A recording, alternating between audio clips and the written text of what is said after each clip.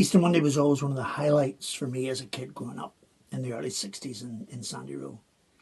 It was a big day because that was the day we got the trolleybus up the Antrim Road to the terminus at Bellevue. And we went to the zoo not so much to see the animals, but so that I could roll my Easter egg and then devour the contents. But you may be thinking, why would you roll your egg on Easter Monday rather than Easter Sunday? Well, if you're asking that question, you clearly don't remember, or maybe not old enough to remember, what Belfast Sundays used to be like in the old days. Everything was shut. Even the swings were locked up.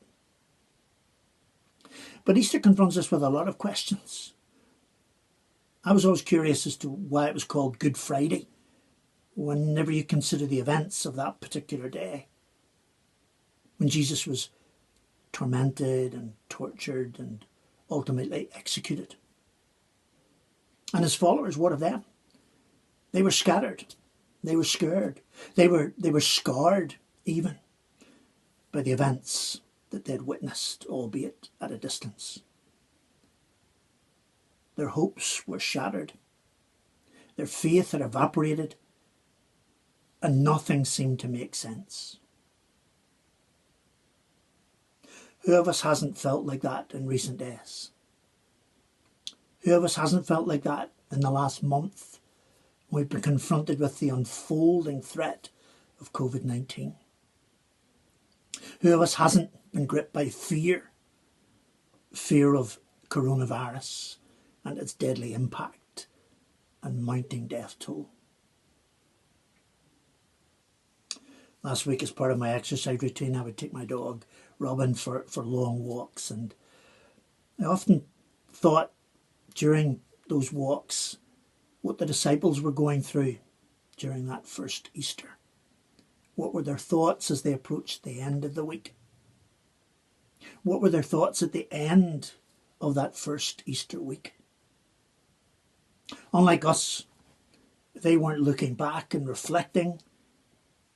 Instead, they were looking forward in anticipation, convinced that the best was yet to come. And then everything in their world came crashing down around them. They were paralysed by fear, afraid to venture out. The disciples were in lockdown. And they stayed there behind closed doors, crushed and confused and afraid for their very lives. Until the women burst in on that Easter Sunday morning and brought them the news, the good news of the resurrection. At that moment, their darkness was dispelled, their hope was renewed, their faith was rekindled, and yes, they could breathe again. Easter is a time of renewal. I was reminded by someone's Facebook post this week, you can't cancel spring. We're going to get through this current crisis. There is life after lockdown.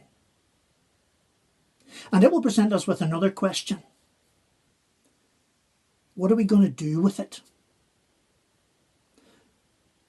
Are we going to go back to the way things were? Is it going to be a case of business as usual and the same old, same old? Or will we use this time of isolation and uncertainty to lead us into a time of renewal? When we'll do things differently on the other side? When we'll reorder our priorities? When we'll care for our world and each other? When this crisis is over, we're going to have the opportunity to invest in the things that really matter.